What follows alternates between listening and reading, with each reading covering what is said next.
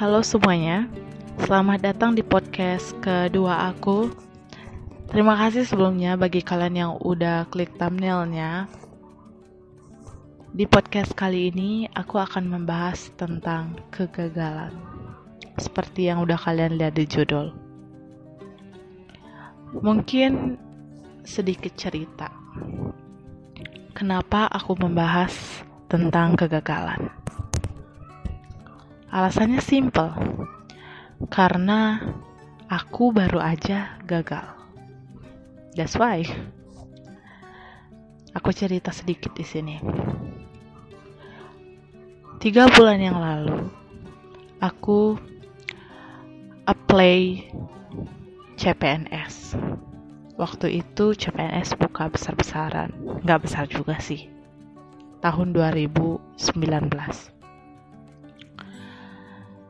Jadi setelah aku apply dan masukin semua berkas dan pengumuman administrasi, alhamdulillah aku lulus dan berhasil untuk lanjut ke tes kedua yang dinamakan dengan tes SKD. Waktu itu aku masih kerja. Aku memutuskan untuk cuti dari tempat kerja dan tes ke Pekanbaru. Sedikit perjuangan mempersiapkan tes aku waktu itu.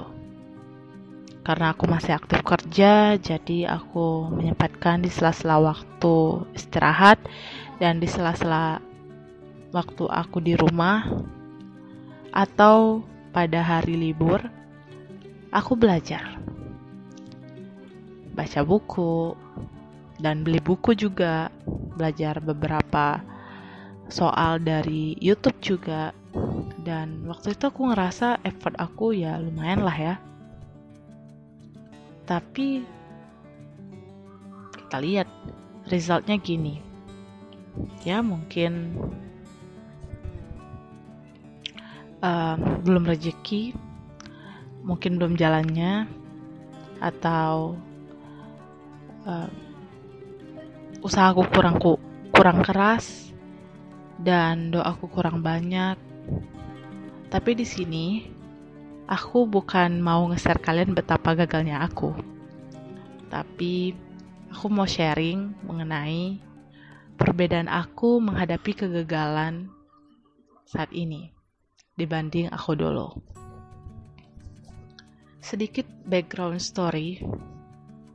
Dulu aku adalah seorang perfeksionis. Bagi kalian yang gak tahu apa itu perfeksionis, jadi perfeksionis itu adalah orang yang selalu menuntut kesempurnaan dalam semua hal yang mereka lakukan, dalam semua hal yang mereka geluti gitu. Gak boleh ada yang kurang, gak boleh ada yang cacat. Everything must be perfect. Itu yang ada di mindset orang perfeksionis. Ya, I was.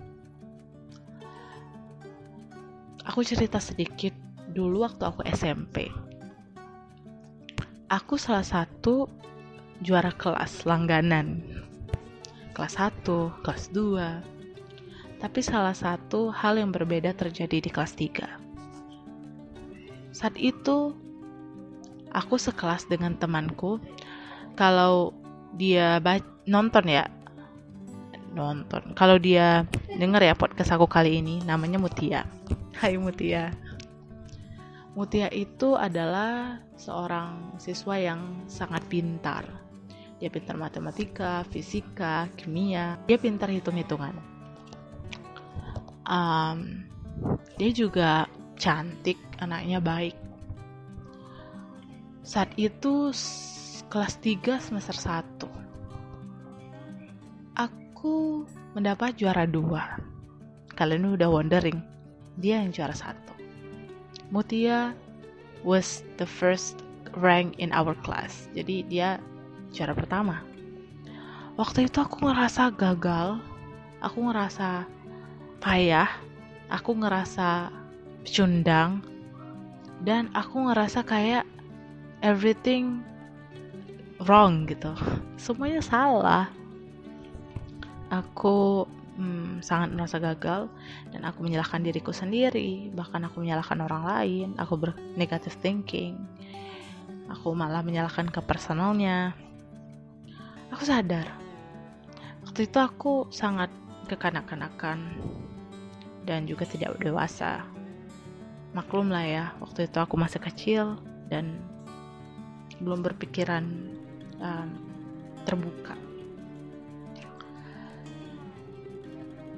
Tapi kebiasaan perfeksionisku itu sampai ke aku kuliah.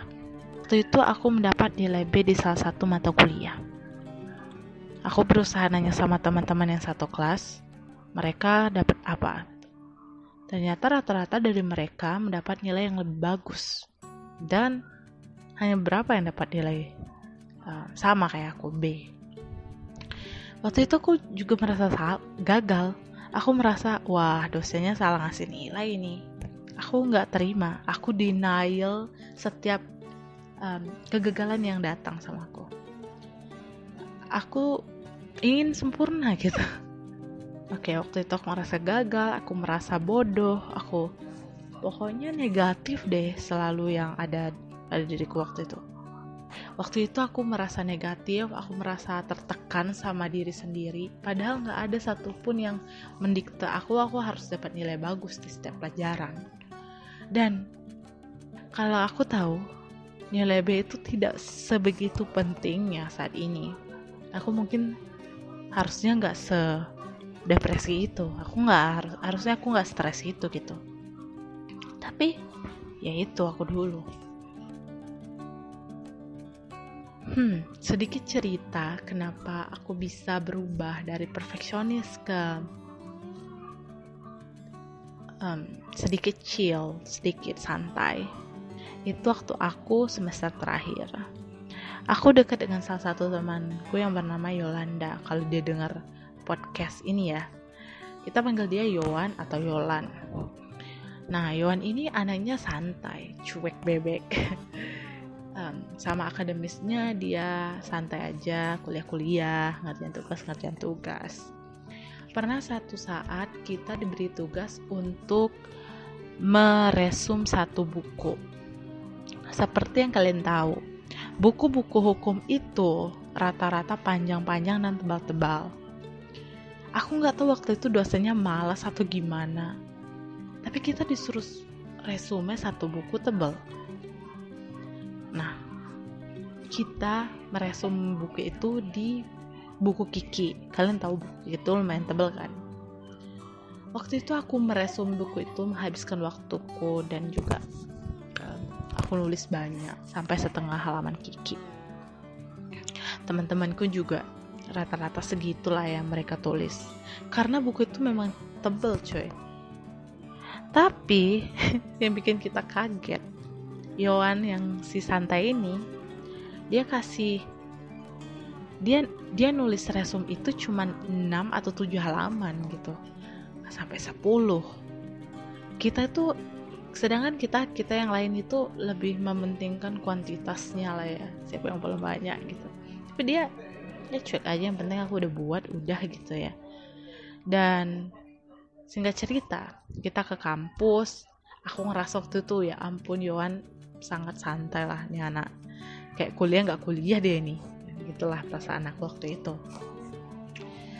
Kita sampai ke kampus, terus kita disuruh kumpulin tugasnya, dan kalian tahu apa yang terjadi?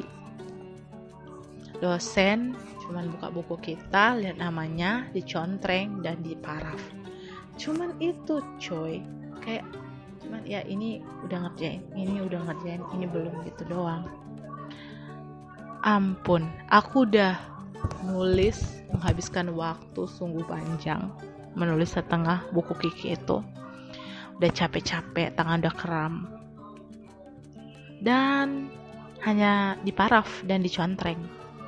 Waduh, aku ngerasa waktu itu gak worth it banget sih. Nah, setelah itu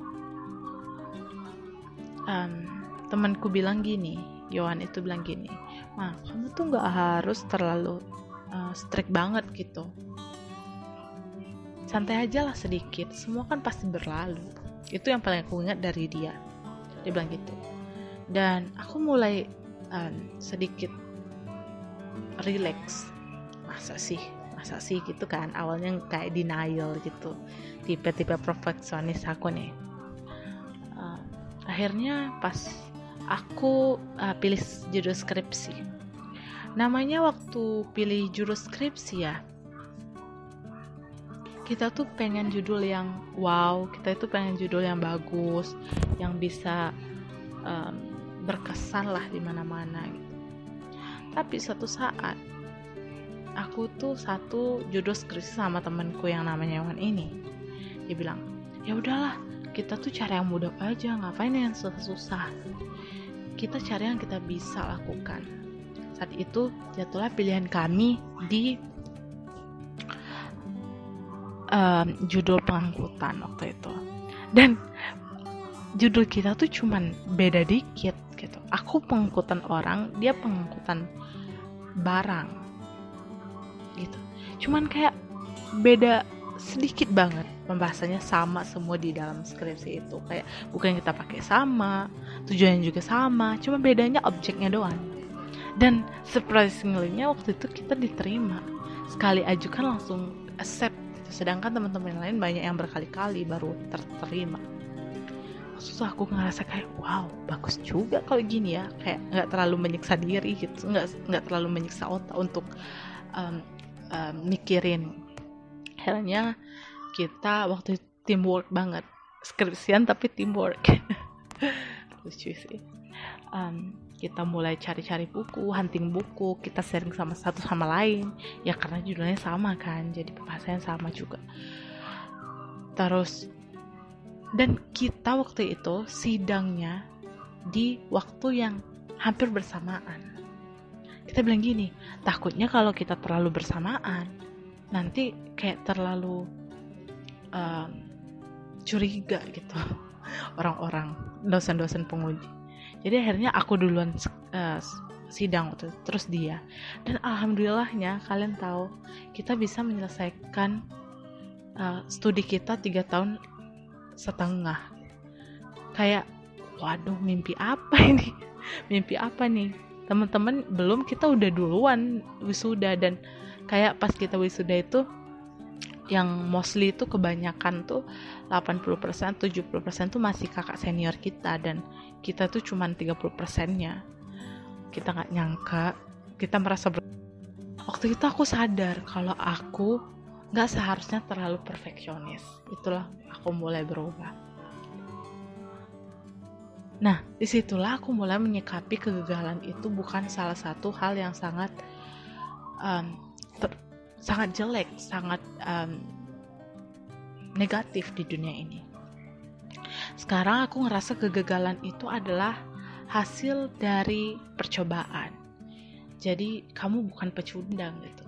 Pecundang itu tidak pernah akan merasa kegagalan karena dia belum pernah mencoba.